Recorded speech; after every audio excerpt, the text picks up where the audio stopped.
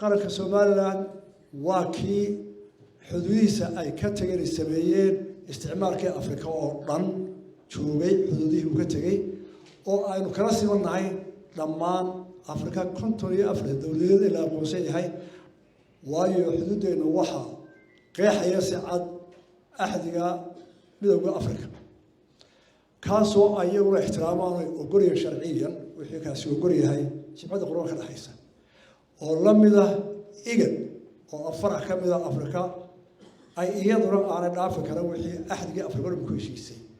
suurtagal ma aha in Afrika oo dhan ku dhaqanto xadkii ka tagay isticmaalku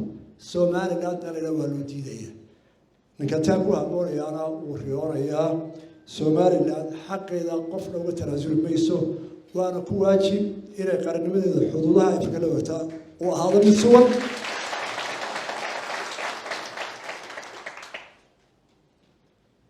Soomaaliland waxaan u kala qaadaynaa dhibaatooyinka badan ee jira ee xaaladaha dagaalku la soo weeraray ay keeni karaan qaar gudaheena Soomaaliland gudaheeda ah iyo kuwa cadow ku soo duulay si aynu cadowga isaga dhicino waraha la qaranka dhameystiran dhaqaalaha laga hadlayo waxa ka soo baxana loo hirgelin karo kuwa caafimaadka la soo hirgelin karo daraad khamiistii waxa iyaguna fadhiyo shirkan oo kala qolada xafiiska baarista arrimaha beeraha horumarinta beeraha oo khubaro badan oo aqoonyahan oo aan maray doctorate wadayihiin oo beeraha ay ka shaqeynayaan muddo oo iyaguna soo dhigay sidii beeraheena iyo miilaheena iyo faa'iido looga faa'iideysan lahaa wax soo rogaray oo qurux badan si barnaamijyaas u hirgalaan waa horta qaranka Soomaaliland soo kalabaad ee cadowga soo fiiraya haddii ay la noqotay inay Soomaaliland fududahay la weeraraa waa in abaalkii laga waraabiyaa lana ogolaan inta ka inala soo kaasi waxa uu ku helaynaa marka aynu inagu xasaradaha gudaheena ah ka waantowno waxyaalaha ku dhacaan waxaan ognahay waxa inuu soo noqdaan muddada imika daayir jirtay 32 sano Soomaaliland jirtay dagaalo iyo murano madhalaysa oo dhul ku saabsan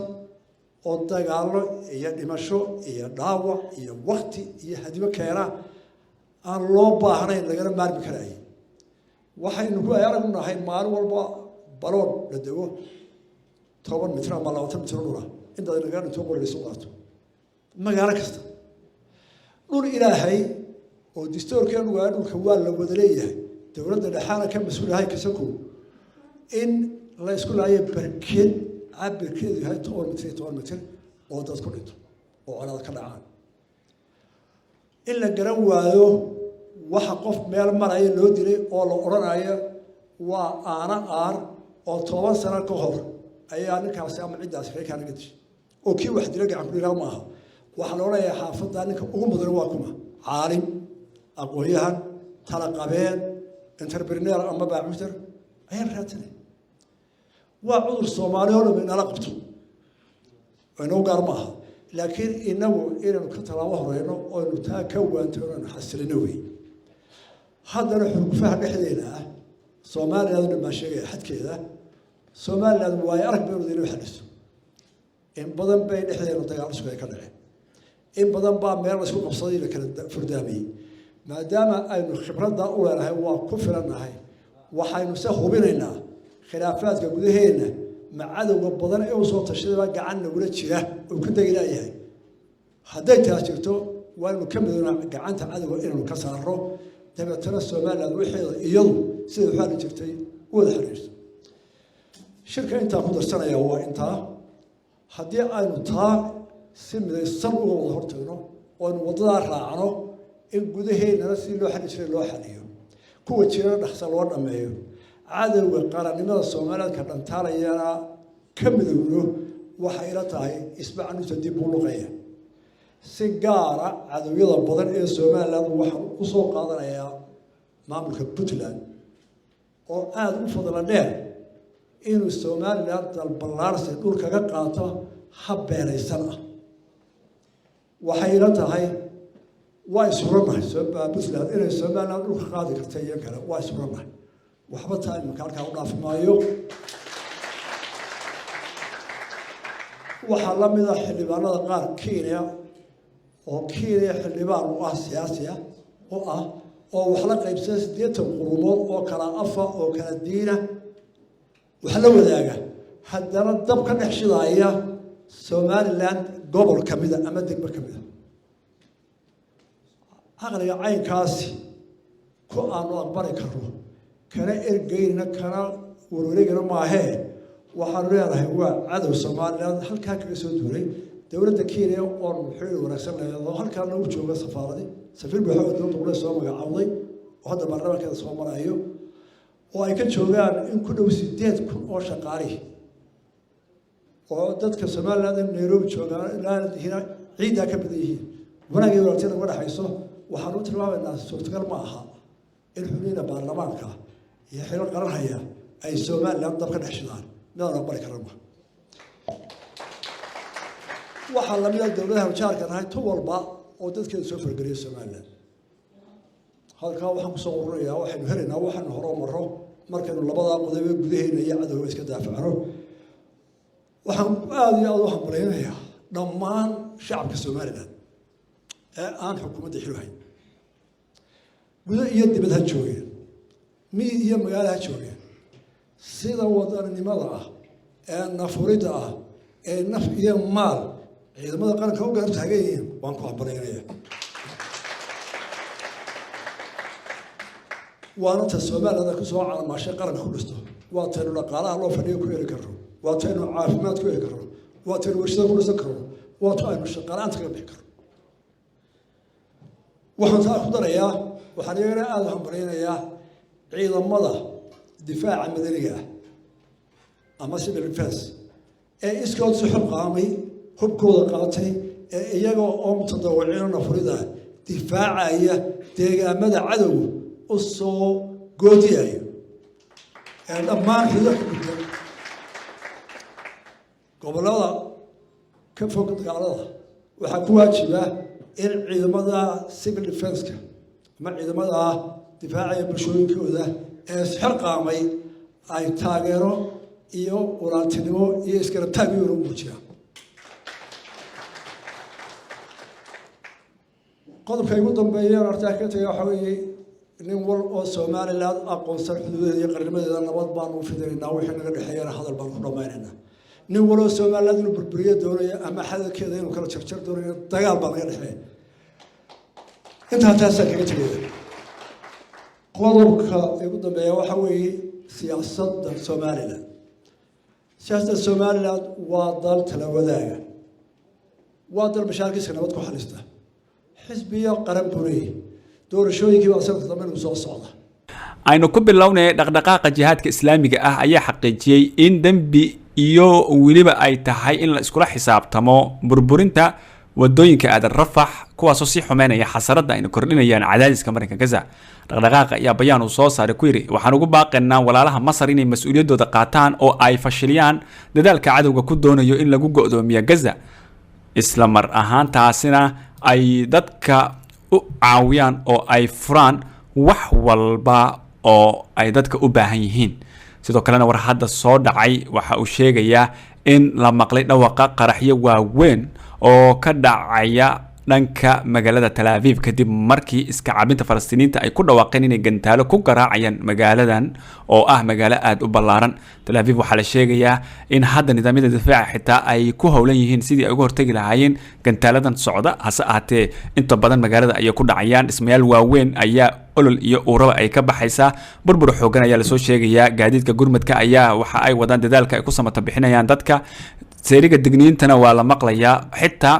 waxaa la socda cod dadka loogu digayo in aysan banaanka u soo bixin maadaama duqeynta hadda socota ay tahay mid aad u culus kana culus midii maanta socotay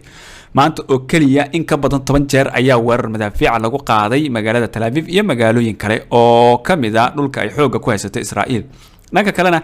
agaasimaha gobolka ee hay'adda caafimaadka adduunka WHO ee Dr. Ahmed Al-Mandari ayaa isagoo la hadlayay Al Jazeera waxa uu sheegay in ka daadgureynta bukaanada aadka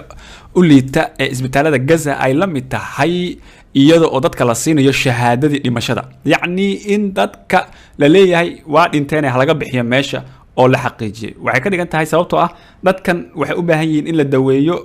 xaaladooda ayaa halisa qalab ay u baahan yihiin haddii la yiraahdo meesha laga saarana waxa laga yaabaa inta la sii wadaba inay dhintaan. Almaniri ayaa si kulul uga codsaday beesha caalamka inay si degdeg ah loo furo marinka Gaza isla markaana loo keeno gargaar degdeg ah isagoo xusay in hay-addu ay la shaqeynayso maamulka Masar si loo furo dhanka marinka Rafah. wasaaradda caafimaadka ee Gaza waxay sheegtay in 10 ka mid ah shaqaalaha caafimaadka ee Gaza ay ku shiideen 27 kalena ay ku dhaawacmeen kadib markii ay si toos ah u beegsadeen ciidamada gumaysiga Israa'iil. wasaaraddu waxay intaasi ku dartay kadib bayaan ay soo saartay in ciidamada gumaysiga Israa'iil ay burburiyeen 23 ambalaastan iyo markii uu bilowday weerarka gardarada ah waxayna duqeeyeen 15 isbitaal oo ku yaala marinka Gaza si toos ah iyo waliba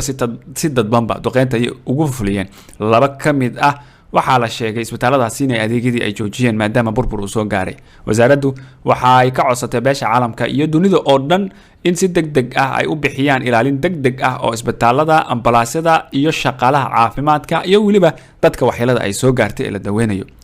dhanka kalena madaxweynaha Mareykanka Joe Biden waxa uu sheegay in Washington ay kala shaqeynayso Israa'iil, Masar, Jordan iyo qaramada midoobay sidii dib loogu bilaabi lahaa qulqulka gargaarka bini'aadanimo ee marinka Gaza lana ixtiraamayo sharciyada dagaalka. Biden ayaa intaasi ku daray inuu doonayo inuu yareeyo cawaaqibka bini'aadanimo ee ka dhalanaya weerarka Xamaas ayuu yiri. bal eega ma dhahayo cawaaqibka ka dhalanaya duqeymaha Israa'iil ee waxa uu leeyahay cawaaqibka ka dhalanaya weerarka Xamaas. isaga ayaa bixinaya hubka iyo sanada ciidan ee lagu duqeynayo dadka reer Falastiin waliba si cad ayay u taageereen maadaama hadda waxa socda ay yihiin duqeymaha ay Israa'iiliinta ku hayaan shacabka Falastiiniyiinta. laakiin waxa uu iska dhigayaa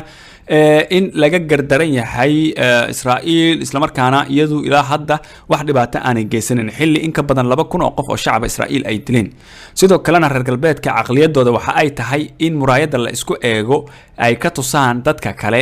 in tooda un la eego oo yani in iyaga la dhibaateenayo bedelka dhibaatada ay geysanayaanna ay ka dhigayaan wax xaq ah oo loo baahan yahay inay fuliyaan. dhanka kalena ergeyga qaramada midoobay u qaabilsan xuquuqul insaanka ee dhulka la haysta ee Falastiin Albanese ayaa ka digay isirsifeynta Falastiiniyiinta ee marinka Gaza waxaana lagu baaqay xabad joojin degdeg ah. sidoo kale waxa uu intaasi ku daray ergeygan in qatarta weyn ee ay waaxdu marqaati ka tahay ay noqon karto soo noqnoqoshada musiibadii 1948 iyo musiibadii 1967 waliba marka si fiican loo eego waxa uu leeyahay midan ayaa ka darnaan doonta. kanaalka Al-Aqsa ee xiriirka la leh dhaqdhaqaaqa Xamaasna waxa uu shaaca ka qaaday inay jirto qatar ku wajahan nolosha tiro badan oo kamida maxaabiista ciidamada gumaysiga Israa'iil kadib duqeyn joogto ah oo Israa'iiliintu ay ku hayaan meelo dhowr ah oo maxaabiistana lagu hayo. kanaalka ayaa intaasi ku daray in duqeymaha socda,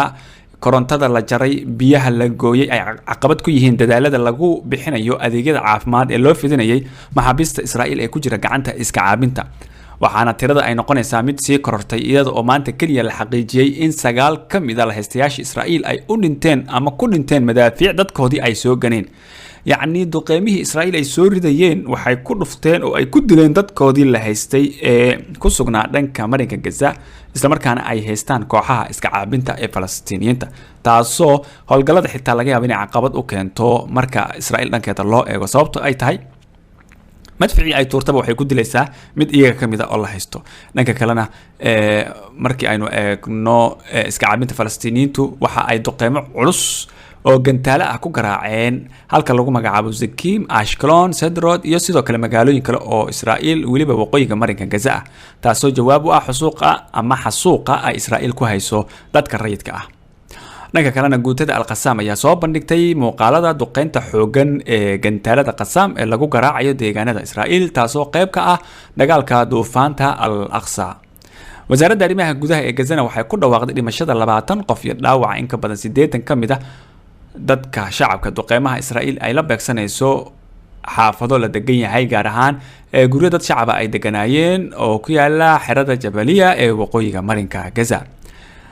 dhanka kalena ururka Xisbullah ee dalka Lubnaan ayaa sheegay inay gantaalo iyo madaafiic ku garaaceen 5 goobood oo ay Israa'iil ku lahayd macbadka Sheeba ee la haysto.